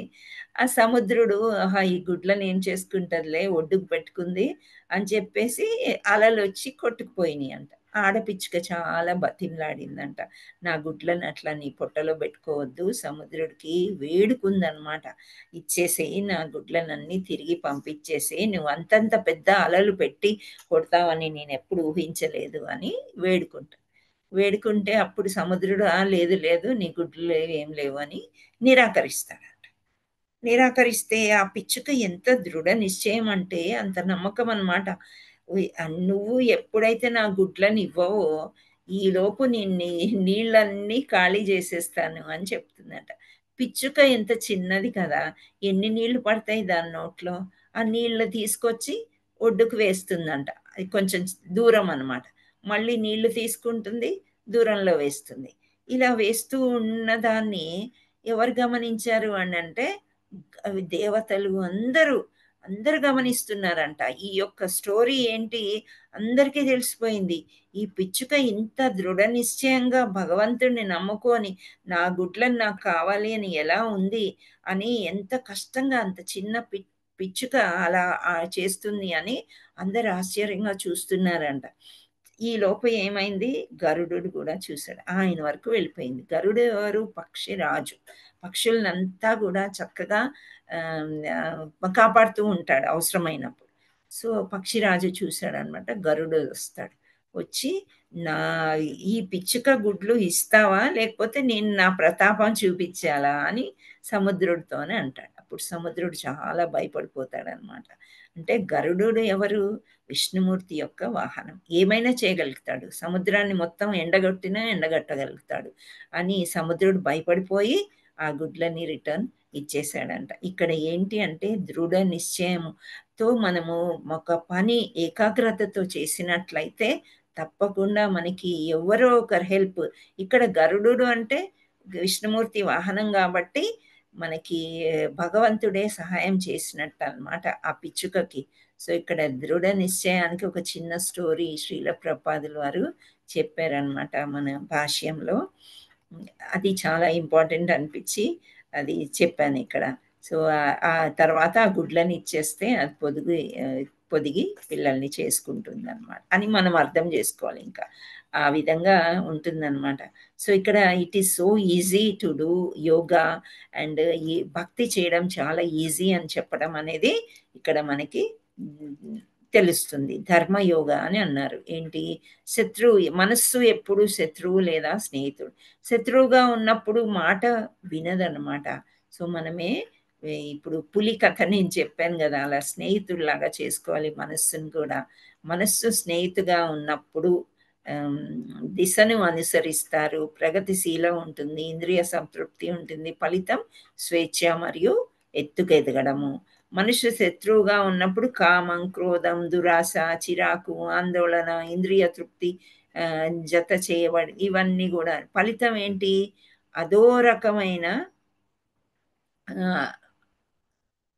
అధోకరణం కలుగుతుంది మరియు చిక్కులు వస్తాయి అని చెప్తున్నారు. అంటే కష్టాలు వస్తాయి అని చెప్పడం. అంటే ఏ అష్టాంగ యోగము 8 రకాలు.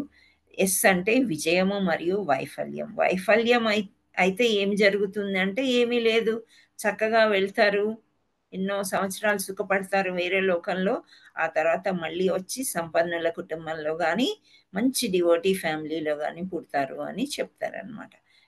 Why for Yogi.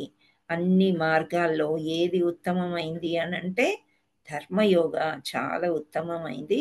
So Arjuna నీవు యోగివి కమ్ము అని చెప్తాడు కృష్ణుడు. Hare Krishna. Hare Krishna Hare Krishna Krishna Krishna Hare Hare, Hare Rama Rama Rama Hare Hare Hare Krishna. Thank you all so much.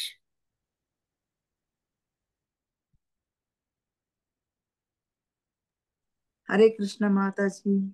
Hare Krishna. మీరు ఎక్కడికి వెళ్ళిపోకుండా ఉండండి.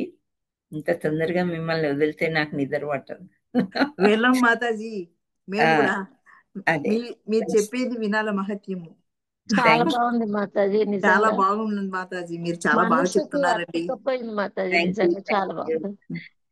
ఇంకా మీరు రోజుకొకరినైనా తీసుకొస్తే బాగుండు, స్ట్రెంత్ పడిపోతుంది. పర్వాలేదు, 4 విన్నా అర్థమవుతుంది మీకు, అది చాలు. హరే కృష్ణ. ఇక్కడ ఈ ఒక్క శ్లోకం మీరు వినండి, చాలా ఇంపార్టెంట్ అండ్ వెరీ గుడ్ శ్లోకము.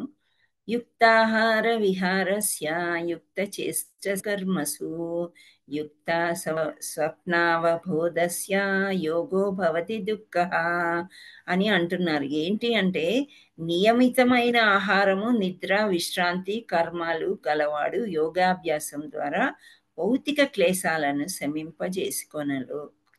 కొనగలడు అని చెప్తున్నారు. అంటే ఇక్కడ యుక్త ఆహారం అంటే నియమిత ఆహారం మాత్రమే తీసుకోవాలి. అయితే నియమిత ఆహారం అంటే ఏంటి అంటే శ్రీల ప్రభుపాదులు వారు ఏం చెప్తున్నారు, భగవంతుడికి పెట్టిన ప్రసాదం మాత్రమే తీసుకోవడం అనేది నియమిత ఆహారము అని చెప్తున్నారు. అదే విధంగా నియమిత ఆహారము, నిద్ర, ఎక్కువగా నిద్ర కూడా పోకూడదు అనమాట. యోగికి నిద్ర ఎక్కువగా పోయినప్పుడు బద్ధకము, అజ్ఞానం అనేది ఆవరిస్తూ ఉంటుంది అన్నమాట. సో అదే విధంగా విశ్రాంతి అంటే ఏంటి? విశ్రాంతి భౌతిక దేహానికి ఎంత అవసరము, ఏదో 1 గంట 2 గంటలు. ఇక్కడ ఉదాహరణ ఈ శ్లోకంలో చాలా మంచి ఉదాహరణ ఇచ్చారు, అది చెప్తాను చూడండి. ఇక్కడ కర్మలు గలవాడు కర్మములు కలవాడు యోగాభ్యాసము ద్వారా భౌతిక క్లేశాలు అంటే మనకి కష్టాలు శమింపజేసుకొనలు అని అంటున్నారు. అంటే కష్టాల్ని తొలగించుకొని, కష్టాల నుండి తొలగిపోయినప్పుడు ఒక శాంతి, ప్రసన్నత అనేది మనసుకి వస్తుంది కదా. సో ఆ విధంగా ఇంత నియమంగా ఉండాలి అని చెప్తూ ఉన్నారనమాట. అయితే ఈ నిద్రిస్తూ ఉన్నప్పుడు ఏవో స్వప్నాలు కంటూ, అంటే కలలు కంటూ ఈ విధంగా ఉండడం అనేది మంచిది కాదు అని చెప్తూ ఉన్నారు. కృష్ణ చైతన్యవంతుడు భక్తియుక్త సేవ లేకుండా క్షణమైనను వృధా ఆగుటకు సహింపడు. ఎప్పుడు భక్తి చేసుకుంటూనే ఉండడానికి, నిద్రపోయేటప్పుడు కూడా ఒకలాంటి భయం వేస్తుంది. అమ్మో రేపు తెల్లవారు లేవగలుగుతానా లేదా, మంగళారతి చేయగలుగుతానా లేదా అనేది అనుకుంటు. సో కనుకొని అతడు సాధ్యమైనంత అతి తక్కువ సమయాన్ని నిద్రించును. ఇంతకు ముందు కూడా మీకు చెప్పాను నేను, 9 గంటలకు పడుకొని 3ంటికే లేస్తారు కృష్ణ చైతన్యవంతులు అందరూ కూడా. సో ఈ విధంగా ఉండాలి. హరిదాస ఠాకూర్ యొక్క ఉదాహరణ ఇందాకన్నాను, ఒక ఉదాహరణ చెప్తాను, ఇదే అన్నమాట.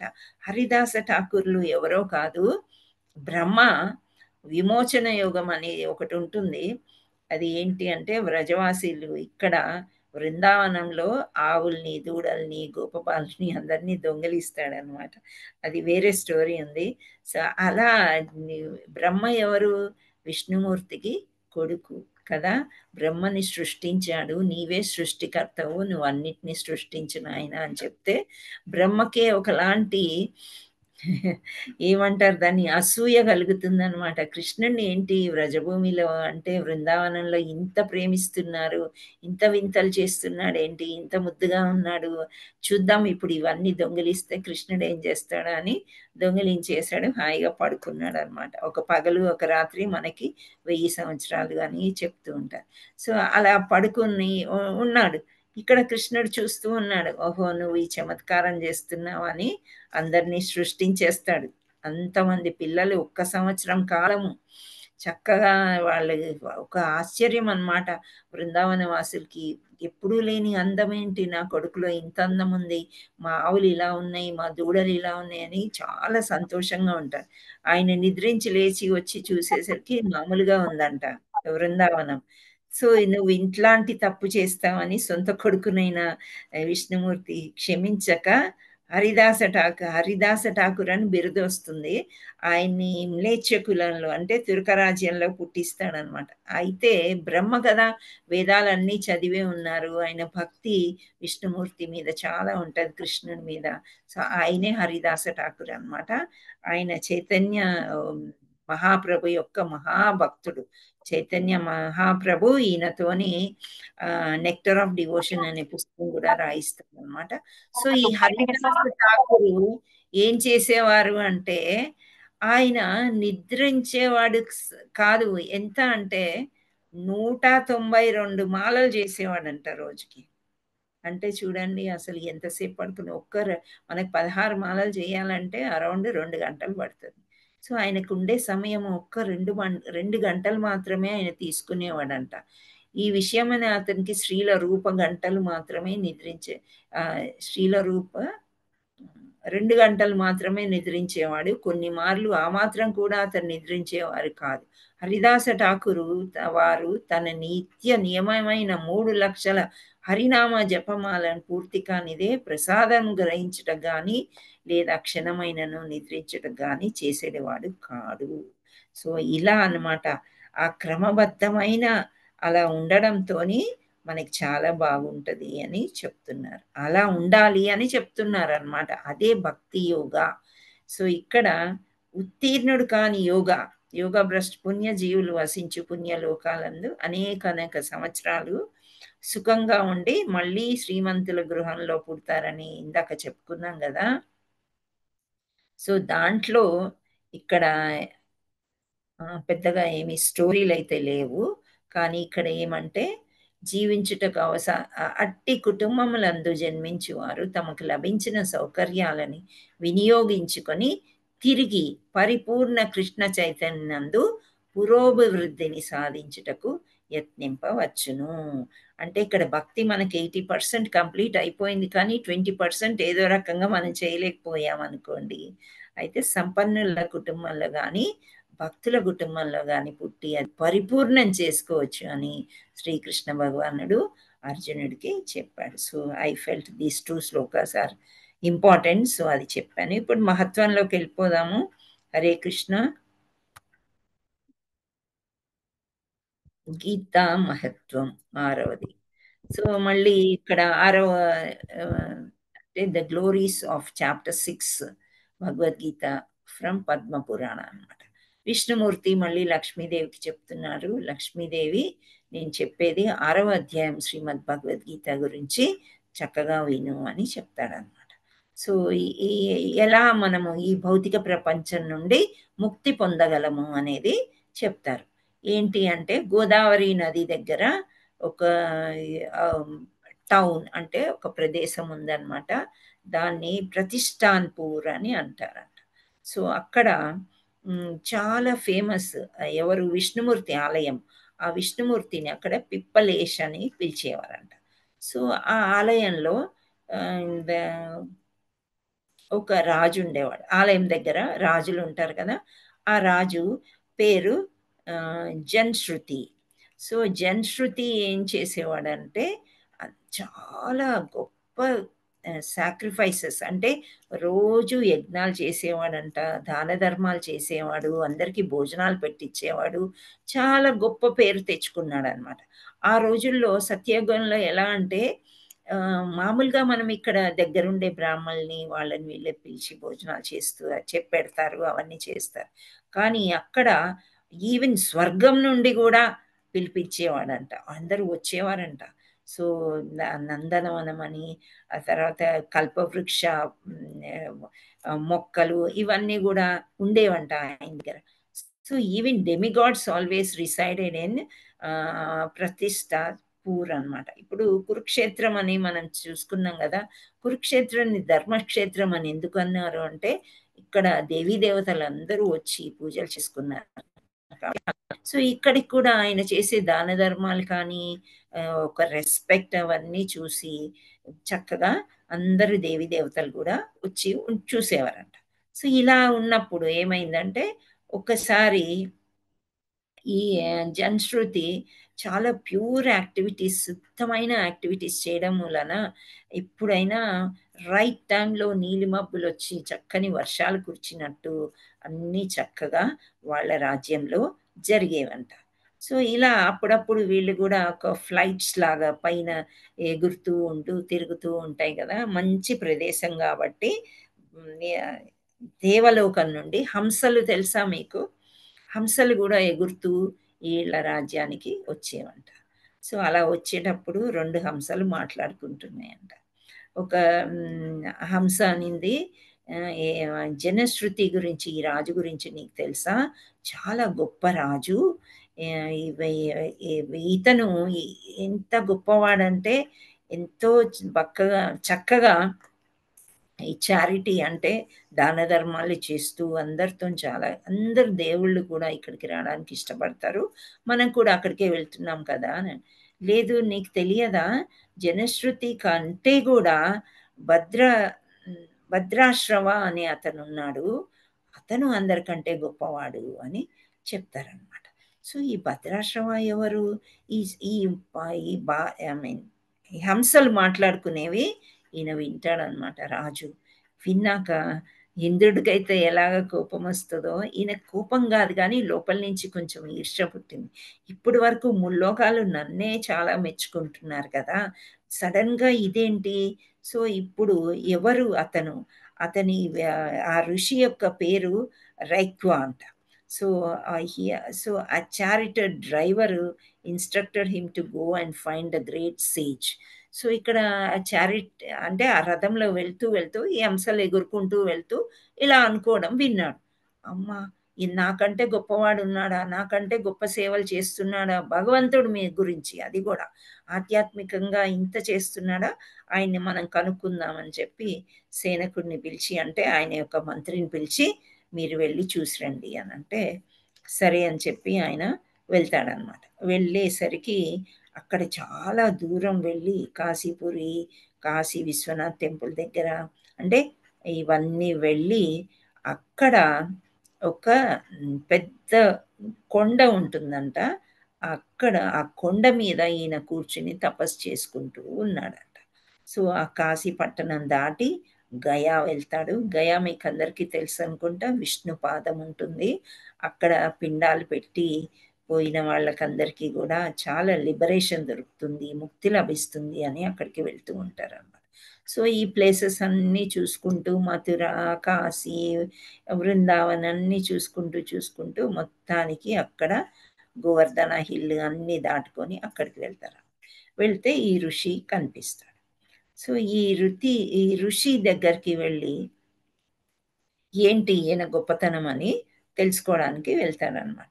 వెళ్తే అక్కడ అవన్నీ దాటుకుని వెళ్ళేసరికి అక్కడ కాశ్మీర్ సైడ్ వెళ్తారంట వీళ్ళు. అంటే కింగ్ ఆఫ్ కాశ్మీర్ అక్కడ నుండి వెళ్ళి వచ్చి లార్డ్ శివాని వర్షిప్ చేస్తూ ఇక్కడ ఈ చెట్టు కింద కూర్చున్న అతను ఎవరు అనేది అడిగితే రైక్వా అనే మహాయుగ పురుషుడు అని చెప్తారనమాట. సో యుగ పురుషుడు అనేది యుగ పురుషుడు అంటే అదే దేవాది దేవుడు శ్రీకృష్ణుడు కదా. సో ఇక్కడ అడుగుతున్నారనమాట, O sage where do you live and what is your full name, you are such a highly elevated person, why are you sitting in this place అని అడుగుతారనమాట. సో ఎప్పుడైతే రైక్వా గురించి వింటాడు, ఈ మహా అని మంత్రి అనమాట, నేను చాలా సాటిస్ఫైడ్గా ఉన్నాను మిమ్మల్ని చూసి, నీ గొప్పతనం గురించి మా రాజుగారు అడిగి రమ్మన్నారు, ఏంటి ఏం చేస్తారు మీరు అని అని చెప్తే ఆయన ఏం చెప్తాడంటే, నేను ఏమీ చేయను, 6వ చాప్టర్ 6వ ఏమంటారు చాప్టర్ ఆఫ్ శ్రీమద్ భగవద్గీత చదువుతూ ఉంటాను, అంతకుమించి నాకేమీ తెలియదు అని అంటాడు. సో అవునా, దీని యొక్క రహస్యం ఇదా అని చెప్పేసి ఆయన పరిగెత్తుకు వెళ్ళి ఆయన రాజుకు చెప్తే ఆ రాజు కూడా మళ్ళీ వస్తాడనమాట. రాజు కదా, యోగి దగ్గరికి వచ్చేటప్పుడు బంగారము వెండి అన్ని వస్తువులు గిఫ్ట్ లాగా ఇవ్వడానికి పట్టుకొస్తే రైక్వా అనే ఋషికి చాలా కోపం వస్తుంది. ఇవన్నీ నేనేం చేసుకోవాలి, నేను ఒక ఋషిని యోగిని, నాకు భక్తి చేసుకోవడం తప్ప వేరేది ఏమీ లేవు అని చాలా కోపంగా. అప్పుడు ఈ ఫూలిష్ కింగ్ అని అంటారు, ఇంత పిచ్చివాడివి నువ్వు, నాకు అవన్నీ ఎందుకు అంటే దండవత్ ప్రణామం చేసి ఆ ఋషిని అడుగుతాడనమాట, మీ గొప్పతనం ఏంటి, ఎందుకు మీ గురించి ముల్లోకాలు ఇలా చెప్పుకుంటున్నారని హంసల ద్వారా నేను విన్నాను అని చెప్తే, ఆ రెనౌన్సియేషన్ అనేది ఏంటి అని అడిగితే అప్పుడు ఆయన చెప్పాడు, daily I recite the 6th chapter of Shrimad Bhagavad Gita, ప్రతిరోజు 6వ అధ్యాయం 6వ ఏమంటారు దాన్ని 6వ చాప్టర్ ఆఫ్ శ్రీమద్ భగవద్గీత నేను చదువుతూ ఉంటాను అని చెప్తారనమాట. సో ఈ 6వ అధ్యాయం ఎంత ఇంపార్టెంట్ అంటే ఆ తర్వాత వాళ్ళు లిబరేట్ అయిపోతారు, అంటే ముక్తిని పొందుతారు. సో ఆ జనశ్రుతి అని అతడు ఎప్పుడైతే ఈ ఋషి దగ్గర 6వ చాప్టర్ ఆయన ద్వారా వింటాడు కూడా, మళ్ళీ చెప్పించుకొని ఆ తర్వాత మళ్ళీ ఫ్లవర్ ఆయన చెప్తూనే ఉంటాడు. ఈ రిత్విక్ అనే ఋషి కోసం ఫ్లవర్ అంటే పుష్పక విమానం వచ్చి వైకుంఠ లోకానికి అతన్ని తీసుకెళ్ళిపోతుంది. అంటే ఇప్పుడు చూడండి, ఆ రాజు ఏదో వినేసి వచ్చేయలేదు, కళ్ళారా చూశాడు వైకుంఠంకి వెళ్ళడం. అందుచేత మళ్ళీ ఇక్కడికి వచ్చేసి లార్డ్ విష్ణుని ప్రే చేస్తూ 6వ చాప్టర్ అయిన శ్రీమద్ భగవద్గీత నుండి అధ్యాయాల్లో అన్ని శ్లోకాలు పఠిస్తూ రాజ్యాన్నంతా కూడా సుభిక్షం చేసుకొని చక్కగా వైకుంఠధామానికి అందరూ వెళ్ళేటట్టు సాధ్యపడింది వాళ్ళ రాజ్యంలో అన్నమాట. హరే కృష్ణ. ఇక్కడెక్కడో ఆఫ్ అయిందన్న వీడియో. హరే కృష్ణ హరే కృష్ణ కృష్ణ కృష్ణ హరే రామ రామ రామ హరే. వాంఛాకల్పతరుభ్యస్య కృపా సింధుభ్య ఏవ చ భక్తానాం పావనేభ్యో వైష్ణవేభ్యో నమో నమః. హరే కృష్ణ. శ్రీ రాధా మదన్ మోహన్ की जय. दामोदर हरे कृष्ण. हरे कृष्ण माता जी. प्रभु जी. हरे कृष्ण माता जी. हरे कृष्ण माता जी. हरे कृष्ण माता जी. माता जी दंडवत प्रणाम. थैंक यू माता जी. हरे कृष्ण माता जी. థ్యాంక్ యూ మాతాజీ. హరే కృష్ణ. సెకండ్ స్టోరీ కూడా బాగుంది మాతాజీ, చాలా బాగుంది.